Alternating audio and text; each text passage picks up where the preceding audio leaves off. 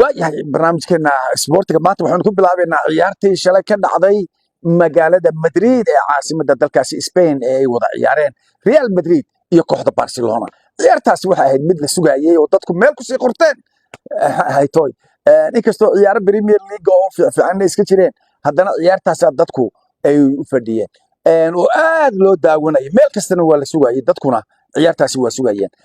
labada kooxood waa labada kooxood oo dabcan ugu waaweyn dalkaasi Spain maxaa ahayd marka sida dalka Scotland markaad eegto gobolka Scotland ee dalka UK laba kooxood baa ka jira oo labada kooxood waa Rangers iyo Celtic labadaasi markay wada ciyaarayaan hayaay wadankoo dhan baa fadhiista Spain labada kooxood markay ciyaarayaan maxaa ahayd waxa weeye waa la sugaa hay marka ciyaartaasi ayaa xalay shalayto la sugayay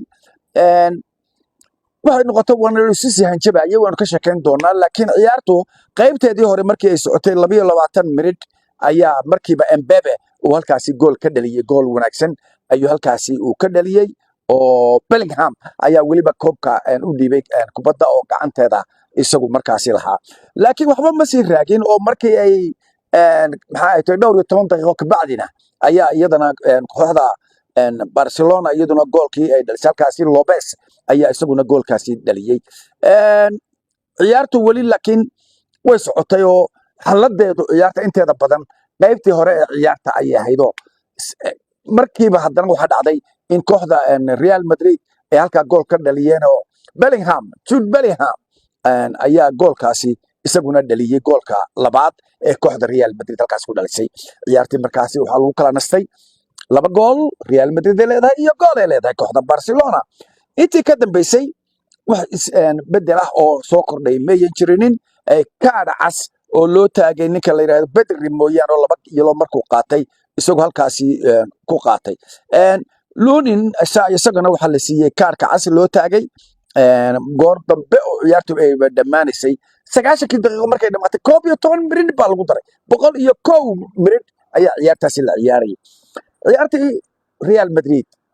ayaa badisay inkastoo inta badan markay wada kulmaan labada kooxood ay badin jirtay kooxda Barcelona hase yeeshee ciyaartii markii ay dhamaatay oo sheerigii lagu dhiftay ayuunba haddana meeshii rabshad ka bilaabatay dagaal baa dhacay gacanta la isla tagay oo la isbaacsaday oo la kala qabqabtay oo sida tan oo labadii kooxood ciyaartooygii qaarna maslaxaad bay wadeen oo waxbay kala celinayeen qaarna waa la qabqabanayo dagaal bay ku jireen si kastaba ha ahaatee Yamal bay ka bilaabatay arrintaasi iyo nin kale oo ka tirsan kooxda maxaa ahayd Real Madrid dabadeedna Yamal waa sii hadlay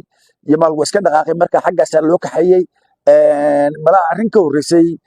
ciyaarta oo uu hadlay oo yiri awalba waanu ka badin jiray maxaa ahayd Real Madrid oo ka badinayna ayay ka xanaaqeen ciyaarta wanaageedana waxa la sheegayaa in Real Madrid soo ciyaariyeen ay ku saabsan sababteedu ahayd kadib markii kooxda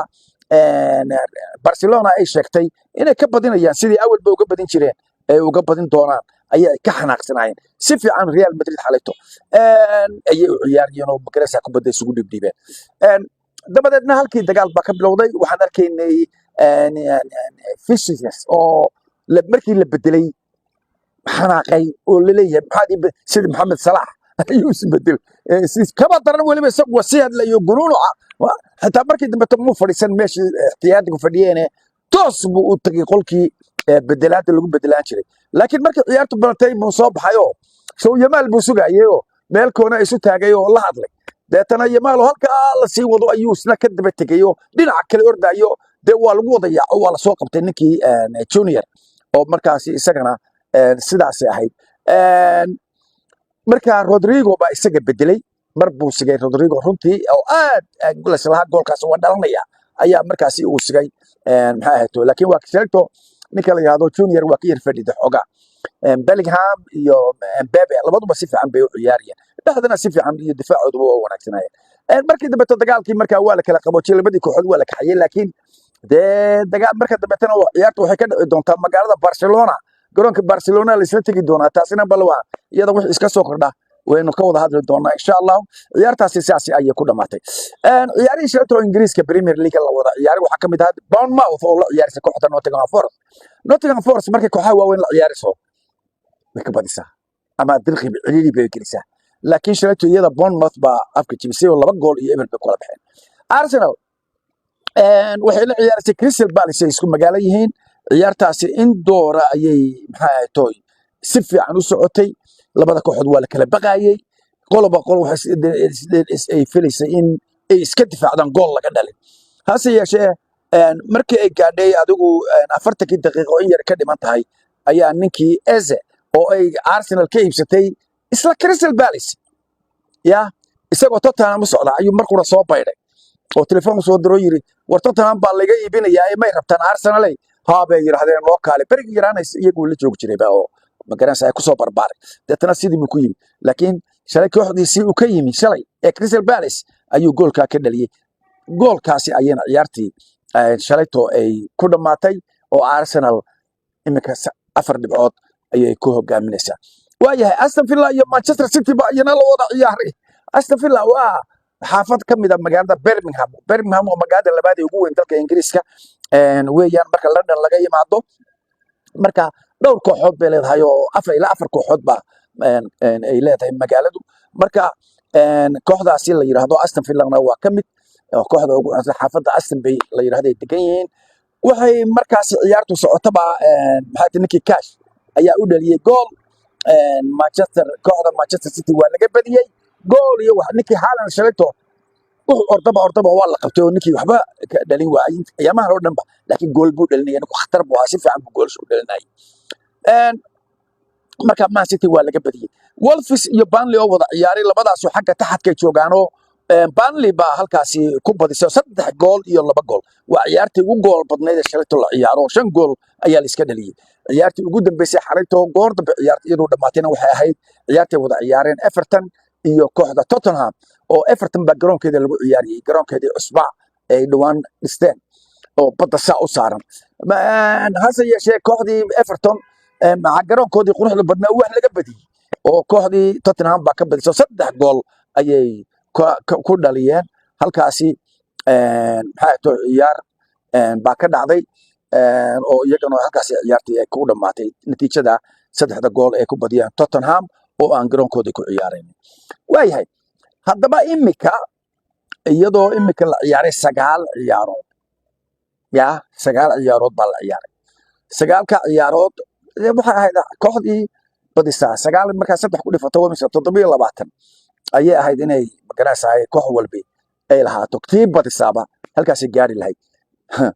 Arsenal ayaa ugu sareysa imika hoggaanka haysa 22 dhibcood bay halkaasi ku urursatay oo ay leedahay kooxda Bournemouthna waxay leedahay 18 dhibcood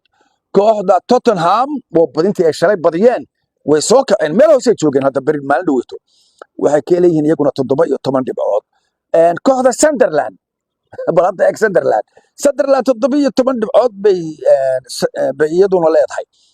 Manchester City iyadu hoos bay u dhacday halkeedii may soo dhaafin oo waxay leedahay 16 dhibcood bay leedahay kooxda Manchester City waxa ku xigta Manchester United oo 3 ciyaarood u dambeeyay iyagu badiyay 16 ayay leeyihiin halka iyaguna ay ku leeyihiin Liverpool baa ka hooseysa Liverpool tii markii hore ciyaaraha hogaaminaysay Manchester United xagga joogtay imika Manchester United baa Liverpool dhaaftay marka Liverpool kaalinta 7 bay ku jirtaa Manchester United kaalinta 6 bay ku jirtaa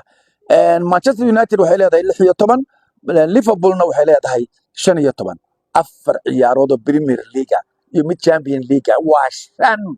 ayaa laga badiyay kooxda Liverpool waynu sheegnay dhibaatooyinka haysta iyo xagga ay meesha ay ka liidato oo difaacu ugu weyn yahay iyo Mohamed Salah oo awal goolasha dhalin jiray isagana la waayay Aston Villa shalay markay Manchester City ka badisay iyaduna 15 bay leedahay Chelsea waa tii laga badiyay iyadana Sabtidii iyaduna 14 bay leedahay Crystal Palace markii laga badiyay Arsenal goolka kaliya kaga badisay 13 dhibcood bay leedahay Newcastle United 12 bay leedahay Brighton 12 bay leedahay Everton 11 bay leedahay Leeds United 11 bay leedahay Burnley 10 bay leedahay kadib markii ay badisay Fulham 8 bay leedahay Nottingham Forestna waxay leedahay 5 West Ham Unitedna waxay leedahay 4 Wolves baa ugu hooseyso 2 dhibcood ay barbardhac keentay ayay leedahay marka maxay ahayd ciyaarihii halkaasaa la kala marayaa waxaa ciyaaraha ugu soo xigi doona maalinta sabtida ay ku soo socota bisha labadeeda miyaa saddexdeeda meelaha ayaa bisha November ayaa ciyaarihii dib ugu soo noqon doonaan maxay ahayd horyaaladii ee la ciyaari doona kuwa Yurub iyo kuwa xaggan maxay ahayd la liigada iyagana dabcan waxaa hogaaminaysa kooxda Real Madrid waxay ku hogaaminaysaa 27 dhibcood ayay leedahay 10 ciyaarood baa la ciyaaray Barcelona ku xigto 22 bay leedahay Barcelona shalay waxay doonaysay inay soo dhinto oo inta u dhaxaysa labadaas ugu soo Real oo 20 leh inta kale oo 10 iyo wax ka hooseeya maxay noo haray barnaamijkii sportiga intaas ku dhan yahay aan iraahdo